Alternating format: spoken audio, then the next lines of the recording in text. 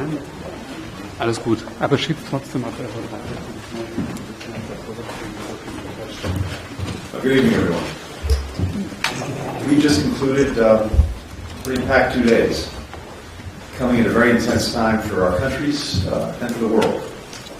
I want to begin by thanking Foreign Minister Kamikawa for the very warm hospitality here in Tokyo, and to her and Prime Minister Kishida for Japan's leadership during this historic year for the G7. The G7 has strengthened its role as the steering committee of the world's advanced democracies, demonstrating unprecedented unity of purpose and unity of action on the issues that are defining the 21st century. And at another moment of intense challenge for the free world, our security and our values, G7 unity is stronger and more important than ever. Our first focus here in Tokyo was the crisis in the Middle East. Yesterday evening, I had an opportunity to brief my colleagues on my travel through the region, as well as extensive engagements by President Biden and our entire national security team. The G7 ministers reaffirmed our staunch support for Israel's right and obligation to defend itself and seek to ensure the attacks of October 7th can never happen again in accordance with international humanitarian law. We had in-depth discussions about the steps that we are taking to address urgent needs on the ground. We all agreed that humanitarian pauses would advance key objectives: to protect Palestinian civilians, to increase the sustained flow of humanitarian assistance, to allow our citizens and foreign nationals to exit, and to facilitate the release of hostages. I briefed my colleagues about my conversations with Israeli leaders on pauses and on concrete steps to minimize harm to Palestinian civilians in Gaza and to stop extremist violence in the West Bank. Israel has repeatedly told us that there is no going back to October 6th before the barbaric attacks by Hamas. We fully agree.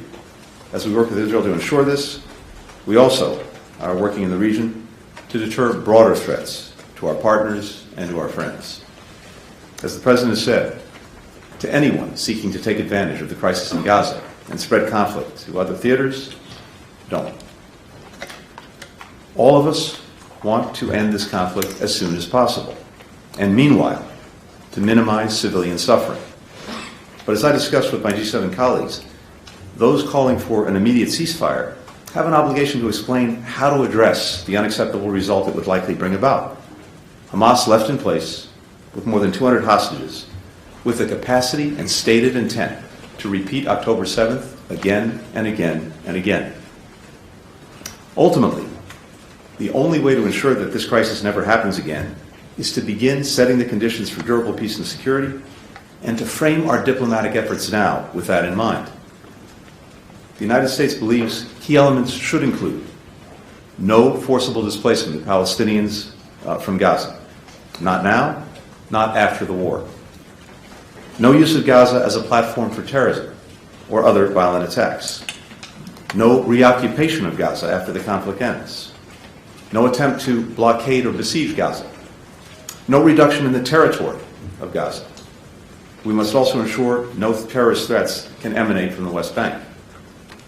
We must also work on the affirmative elements to get to a sustained peace. These must include the Palestinian people's voices and aspirations at the center of post-crisis governance in Gaza. It must include Palestinian-led governance and Gaza unified with the West Bank under the Palestinian Authority. And it must include a sustained mechanism for reconstruction in Gaza and a pathway to Israelis and Palestinians living side by side in states of their own with equal measures of security, freedom, opportunity, and dignity. Even as we focus intensely on addressing these urgent challenges, we believe that the time is now to start the conversation about the future. Not tomorrow, not after the war. Today. Because identifying the longer-term objectives and a pathway to get there will help shape our approach to addressing immediate needs. I know it's hard to look ahead in this moment. It is the aim of terrorists to sow chaos, to destroy hope, to destroy lives, and, through human despair, grow their ranks and hijack the political future of the Palestinians. We cannot and we will not let them succeed. Today we also focused on our enduring support for Ukraine. The G7 has led the world in galvanizing and sustaining that support, And as we told Foreign Minister Kuleba today, Ukraine can count on us. To put Ukraine on a solid foundation for the next year, we must help Ukraine do 4 things at once. First, keep fighting to win back its territory. Second, build a world-class military force to ensure maximum deterrence for the long term and make clear to President Putin that he cannot and will not outlast Ukraine, and he cannot and will not outlast all of Ukraine's supporters. 28 countries have made concrete commitments to join us in this effort of building a Ukrainian fighting force for the future. Third, kickstart economic recovery and growth and bring more hope, more opportunity to the Ukrainian people. And fourth, accelerate the reform process to speed Ukraine's path to the European Union and to attract investment. All of these steps are designed to help Ukraine stand strongly on its own 2 feet. We also discussed at length the Indo-Pacific and steps we're taking together to contend with challenges to our shared vision of a free, open, prosperous, secure, and resilient region. We spoke about the PRC. We agreed on the importance of working constructively on shared challenges, but also being clear and direct with China on our differences. We'll continue to de-risk our economies, to strengthen our resilience, to push back on economic coercion. We'll also continue to stand up to China over its actions in the South and East China Seas. We, of course, oppose unilateral or coercive efforts to change the status quo with Taiwan. Our conversation today demonstrated an unprecedented degree of alignment among the G7 on our approach to China. We also discussed the DPRK's provocative actions and missile launches and dangerous DPRK-Russia military cooperation. We're deeply concerned about what Russia is providing Pyongyang in return for the weapons and munitions that it's getting from Pyongyang. We'll continue to push for the full implementation of all relevant UN Security Council resolutions and commitments to uphold the global non-proliferation order. A major theme throughout our meetings was how we can leverage our full economic, political, and development strength to deepen ties with developing countries and deliver for people around the world. Through the Partnership for Global Infrastructure and Investment, we're mobilizing $600 billion in high-quality, transparent infrastructure projects worldwide by 2027. We're unlocking hundreds of billions in new lending capacity for the World Bank, the International Monetary Fund, for things like climate resilience, public health, and other key priorities. We're also working to shape a more inclusive international system, supporting reform of the UN Security Council, making the international financial system more responsive to the needs of low and middle-income countries, bringing more voices to the table here at the G7, as, for example, with today's meeting with Central Asian partners. Later today, I'll travel to the Republic of Korea and then on to India, to our most important partners in the Indo-Pacific. Even as we're engaged intensively on the urgent challenges of this moment, the United States remains focused on advancing the interests of the American people in every part of the world on issues that matter in their lives. At this inflection point in the struggle to protect the international order, we are standing strong for our vision of a more free, secure, open, and prosperous world. And we do not stand alone. We built extraordinary coalitions with allies and partners who carry their share of the burden. And we leave this G7 meeting stronger and more united in meeting the challenges of today. Thank you. With that, I'll take some questions. First question goes to Courtney McBride with Bloomberg. Thank you. Good evening, Mr. Secretary. Israeli Prime Minister Netanyahu said that his government would maintain security control of Gaza for, quote, an indefinite period, end quote. How do you reconcile those comments to previous statements by both the U.S. and Israeli governments opposing a reoccupation of Gaza?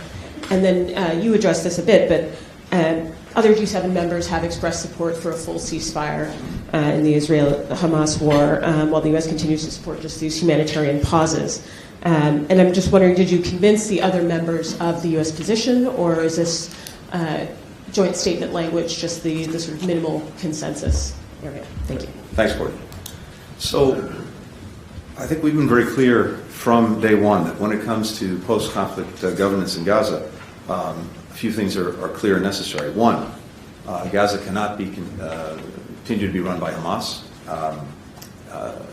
That simply invites a repetition of October 7th, and Gaza used as a place from which to launch terrorist attacks. It's also clear that Israel cannot occupy Gaza. Now, the reality is that there may be a need for some transition period at the end of the conflict.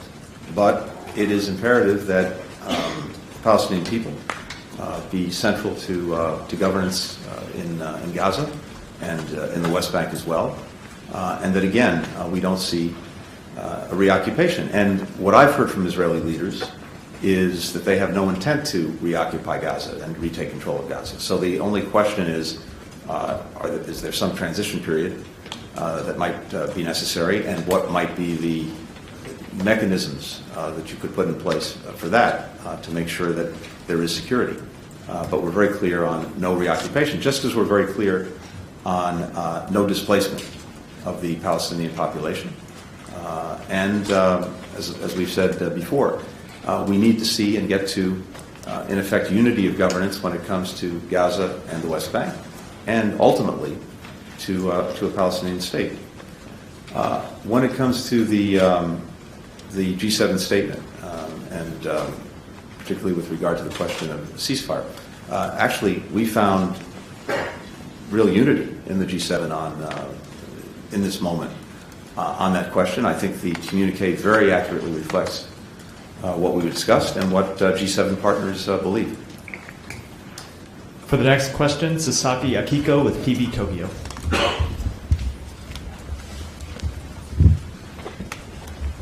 Thank you for this opportunity, and thank you for coming to Japan. So, you met with Prime Minister Kishida yesterday, and what role could Japan play in the conflict in the Middle East? And what is the expectation of Japan in this conflict? And also, can a ceasefire agreement be reached between Israel and Gaza? And also, what do you think is the final goal of this conflict? Thank you. First, I was very appreciative of being able to see Prime Minister Kishida and, of course, to spend extensive time with the Foreign Minister. And I can tell you, first, we very much appreciate Japan's engagement in helping to deal with the conflict between Israel and Hamas and the situation in Gaza. I very much welcome the Foreign Minister's trip to the region, which was important, as well as her unequivocal condemnation of terror, the call for the release of hostages, and the announcement by Japan of $75 million in humanitarian assistance. We had a very productive discussion with the Foreign Minister and I about important, vital issues like what needs to be done to minimize civilian casualties, to increase the flow even more of humanitarian assistance into Gaza, and to prevent the spread of the conflict to other places. And I think the United States and Japan are very clearly aligned on what needs to be done and what we're working to do together. As I said earlier, in terms of the future, I think there are a few very basic things that everyone would want to achieve. One is that there can't be a return to the situation, the status quo, before October 7th, where Gaza can be used as a platform to launch the most horrific terrorist attacks that anyone can imagine. And at the same time, it's vitally important that Palestinian aspirations for governing themselves, for being the ones to decide their own futures are realized. And so we have to work to both of those things at the same time, and that's what we're trying to do. For the next question, Nike Ching with VOA. Good afternoon, Mr. Secretary. How is lunch? Do you enjoy the Fukushima seafood? We did, yes. We had excellent seafood here, and I can tell you, not just at lunch, I think last night as well, and I commend it to everyone. But I have more questions. Oh, I thought that was it. Nice, I thought that. Regarding U.S. President Joe Biden's planned meeting with the Chinese President Xi Jinping next week, is the United States heading towards a substantial change in its relationship with the People's Republic of China? Will the U.S. serve Fukushima seafood during APEC? And separately, if I may, do you have anything on starting talks on a reliable arrangement with the Chinese government to prevent artificial intelligence involvement in the decision-making for nuclear command and control, as suggested by some China observers, including Henry Kissinger? Thank you. So, thank you. First, much as I'd like to, I really can't speak to the menu at APEC. It is well above my pay grade. So stay tuned. We'll see. First, I should say this. We are planning for a constructive meeting between the leaders. We're still working on those plans. I think both sides have acknowledged the importance of leader-level channels in managing the relationship. And we both agree that we have an obligation, the United States and China, to responsibly manage the relationship. And that really, in many ways, starts and finishes with leader-level engagement. So we've been working toward this meeting since my trip to Beijing this past summer. There are a number of areas and issues upon which we hope to make progress, as well as continuing to manage the places where we have real differences. As you know, Foreign Minister Wang Yi was just in Washington.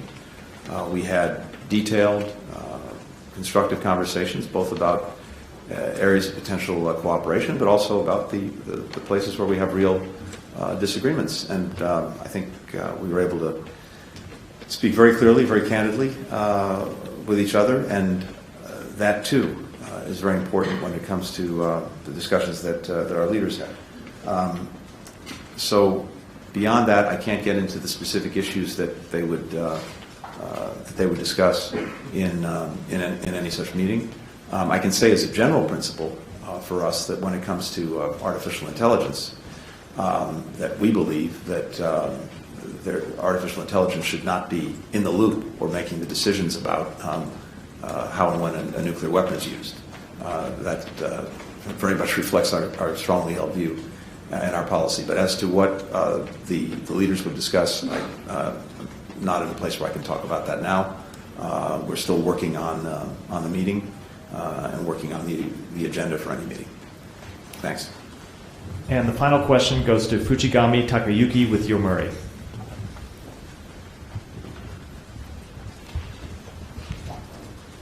Hi, Secretary. Good evening. Welcome to Japan. Thank you. Since the Hamas attack on Israel, the U.S. has been required to respond on three fronts, as you mentioned, in the Pacific, Ukraine, and the Middle East. So you are traveling around the world to respond to these issues. Frankly, how tough is it? And even in the midst of all these, please tell us again how important it is for U.S. to focus on Indo-Pacific. Well, first of all, thank you for reminding me where I am. No, in all seriousness, I have to tell you that I always welcome any opportunity to come to Japan. It's almost no matter the situation. For me, it's a pleasure to be here to work with my Japanese colleagues. We so value the relationship, the partnership, the allyship that we have with Japan, and it really is safe to say without contradiction, that's never been stronger. So in many ways, it's always reassuring to be here, even, and maybe even especially, in times of challenge because of that strong partnership. More broadly, look, I can tell you that we are determined, and we are, as we would say, running and chewing gum at the same time. The Indo-Pacific is the critical region for our future. As I mentioned, just a little over a week ago, Foreign Minister Wang Yi was in Washington for extensive discussions with me, with National Security Advisor Jake Sullivan, with President Biden as well. And we're working, as we just discussed, on a meeting between the leaders at APEC. We, of course, will be spending the entire week next week with colleagues, countries from APEC. Again, a demonstration of our intense focus on the Indo-Pacific. From here, I'm going on to Korea and then going on to India. Again, further evidence of the fact that we're very focused on the Indo-Pacific and will remain so. A couple of weeks ago, I was testifying before Congress with Secretary of Defense Lloyd Austin about the supplemental budget request that the President has made of Congress, the extra funds that we need to do very important things. An important component of that request are additional funds for our work in the Indo-Pacific. So all of this is, I think, very compelling and clear evidence of our focus. And it's vitally important that even as we're dealing with a real crisis in Gaza and the Middle East, we're also not only able, but we're fully engaged in all of the interests that we have in the Indo-Pacific. Thank you very much. Thanks, everyone.